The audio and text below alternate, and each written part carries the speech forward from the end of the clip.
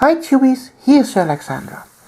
Well, in this video we go over preparation and cleaning of miniatures in the Finecast volume. So, well, you have bought some nice little miniatures in Finecast, and now what? Parts are bent and there's flash all over the place, and you don't want to break any parts, so what kind of clamp do you use, and also whatsoever. So, let's first have a look at the cutters that you want to have in order to cut Finecast. This here is a metal cutter, and the one thing you can clearly see, this here is double-edged. So when you cut with this, you won't have any fun with it, because it will dent on both sides. What you want to invest in is a plastic cutter. Yes, this is a GW one, and the price is quite high, but there are other companies out there that also produce plastic cutters. First thing to notice is it is one-edged. You see, here's no big gap in it. That means if you cut with this, you can really cut very close to the sprue or the object and don't leave any residues of the sprue itself. One thing to notice is the plastic cutters never ever use them to cut metal pieces. For that, you have that. This one I use to cut metal rods, to cut clips and metal miniatures and all that kind of stuff. And this only for plastic and resin. So, now that we have that out of the way, we can see how that works. So let's take a look at here. Nice little piece of Finecast. And here, for example, on the top, let's zoom in a little bit more. We want to get rid of that. Simply place it on and then cut. And you see there's very little left over of the sprue. Same again on the other side. And voila. Nice clean cut. Also here. Zack. And you see this part is now clean of the sprue parts. So, for example, if you want to cut something directly from the sprue, let's say we want to have this one here, this bent little servo arm, then just simply cut it out of the sprue.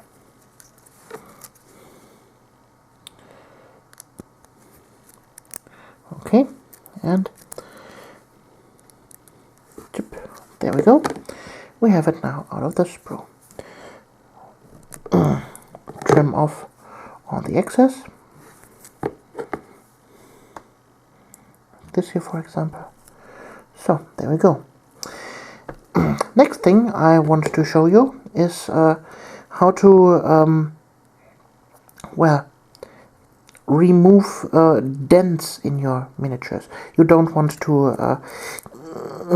to dent it with your bare fingers, otherwise you will break the parts. I'll be right back with a glass of, or a bottle, not a bottle, a cup of boiling water. Be right back. Okay, there I'm back. Here's the hot boiling water, and here's the bent part. And what we want to do now is put that carefully into the water, just a little bit. And then you see it is moving, and then you just line it up as you want it and let it harden again. And there, voila, the bend on this side is done. Now you take the other side.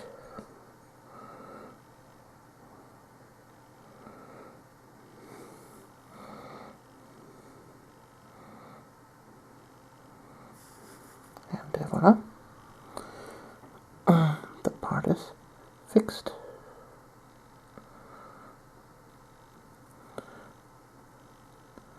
that way you can release the bends without breaking the parts.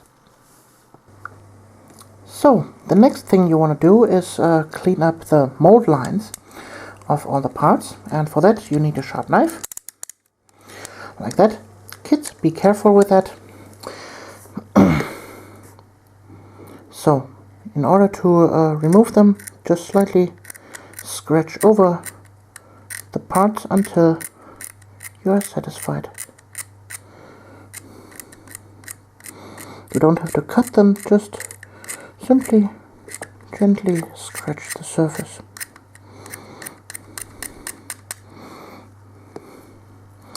Sometimes from this angle you might want to cut a little bit, but be careful to don't cut yourself. So if you're under the age of 12, please let a big brother or a parent make that for you. You don't want to handle with sharp objects like that.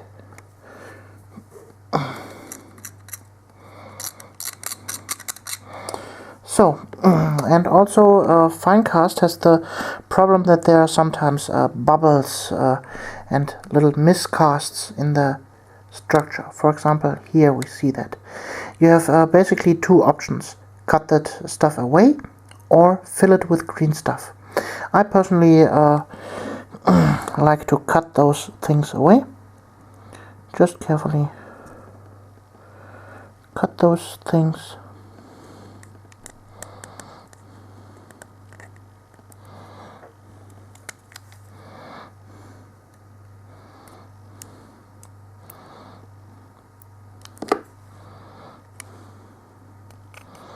Very gently.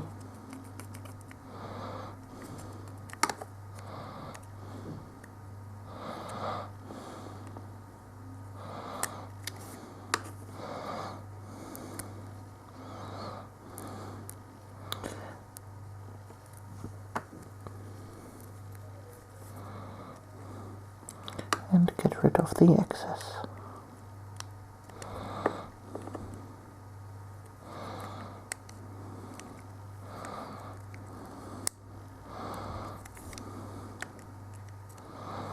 This is a simple preparation work you also have to do with plastic miniatures or with metal miniatures. There's also sometimes miscasts or stuff like that.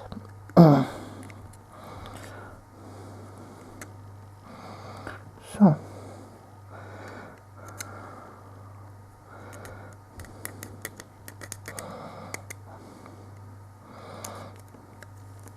And I think for this part we are good to go. So, after that, if you have every part cut out of the sprue and cleaned up that way, then you want to wash all the parts. With washing, I don't mean using a shade like that. I mean actually washing. Use dish soap and well, clean all the parts. Wait a second. I highly recommend you use one of these. Put all the parts in, then you spray over it with your dish cleaner, and then you water it heavily with water, and with that stuff you don't have the tendency to let that fall into the kitchen sink. So then let that to dry, and then you can start to assemble your miniature. For assembling the miniature, you use super glue instead of plastic glue. Plastic glue, like for example this here, I use most of the time from Revell, the Contactor Professional, or also the GW plastic glue will work. So, and the thing with the plastic glue is it melts plastic, but it doesn't work with metal or resin. So you have to rely on super glue for that. And well, sometimes you have little holes in your miniatures that you can cut away. For that you use liquid green stuff. You simply let's see if we have here a hole. Yeah, For example, here at the parchment, there we have some tiny little holes. So let me release this Space Marine here, this Tech Marine from his sprue, and we will try to fix that. Be right back. Okie dokie, there I'm back, and here's my nice little Tech Marine, and I found another good example bubble here, for example, in the corner, and that we will use.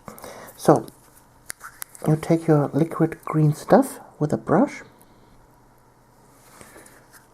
right on the palette.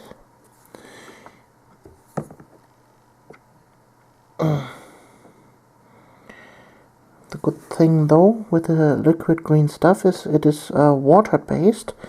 That means you can add a little bit of water to the green stuff to modify the thickness. And you just simply apply that to the hole with your brush. So let's grab a little bit more on my palette. There we go.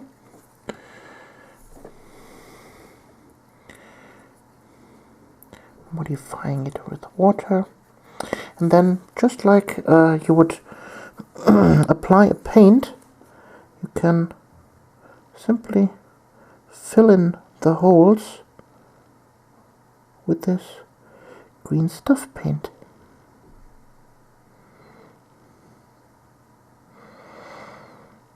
Other than that, there's nothing more to it to repair a miniature. So,